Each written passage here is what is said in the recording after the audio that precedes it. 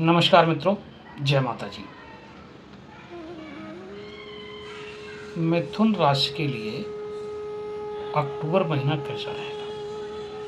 मित्रों, जब महीने का राशिफल की बात होती है तो हम सभी ग्रहों का जो गोचर होता है उसके आधार पर विश्लेषण करते हैं, और जब साप्ताहिक होती है तो उसमें केवल चंद्रमा का ही विश्लेषण संभव हो पाता है, क्योंकि सभी ग्रहों का गोचर एक हफ्ते के लिए बताना संभव नहीं हो पाता, क्योंकि चंद्रमा का असर जो है वो बहुत तीव्र गति से चलने वाला है, तो उसका असर दिखाई देता है और दूसरे ग्रहों का असर दिखाई नहीं देता।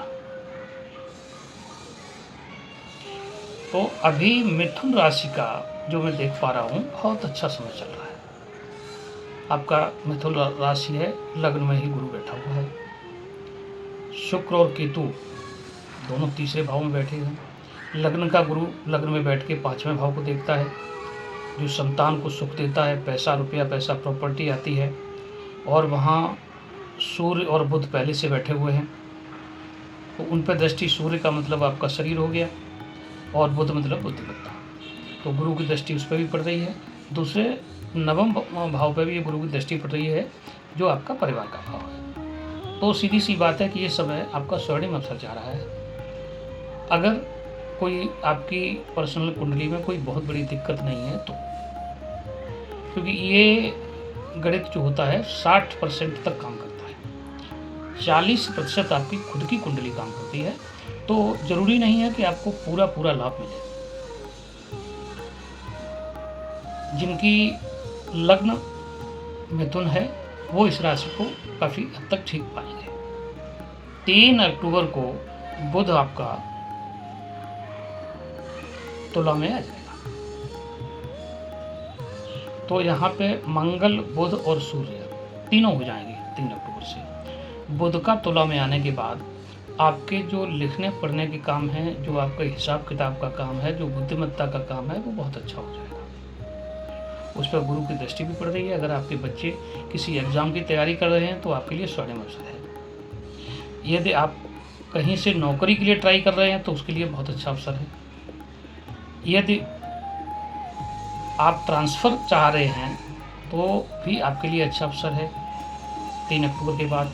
और आप यदि लव लाइफ में, रिलेशनशिप में जा रहे हैं या तो भी आपके लिए अच्छा समय। 3 अक्टूबर के बाद बुध में आने के बाद आप में और काफ़ी पॉजिटिव चीज़ें आ जाएंगी।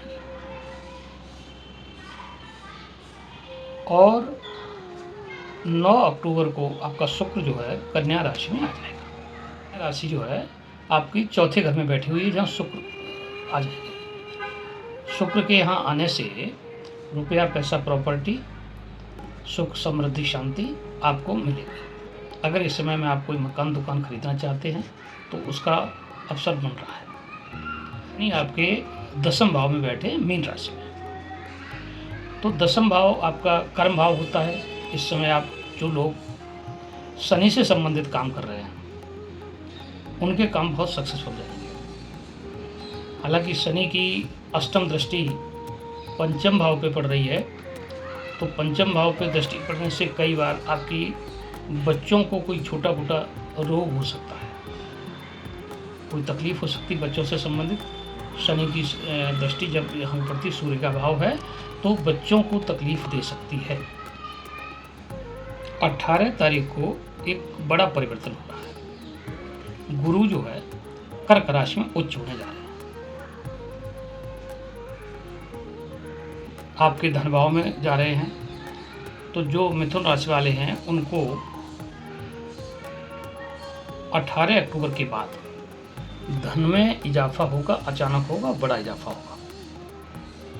और वहाँ से उनकी 5वीं दृष्टि आपके 6ठे भाव पे पड़ रही है। 6ठे भाव में अगर रोग, ऋण, शत्रु, इनसे कहीं आप आतंकित थे, हालांकि ऐसा लगता नहीं है, लेकिन अगर कुछ था तो उसमें फ़ायदा मिलेगा। आपको रोग चल रहे थे तो उसमें कमी आएगी।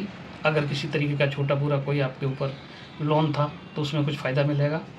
और शत्रु अगर परेशान कर रहे थे या छोटे पूरे कोई शत्रु खड़े हो रहे थे, उसमें भी शांति होगी, उनका दमन होगा।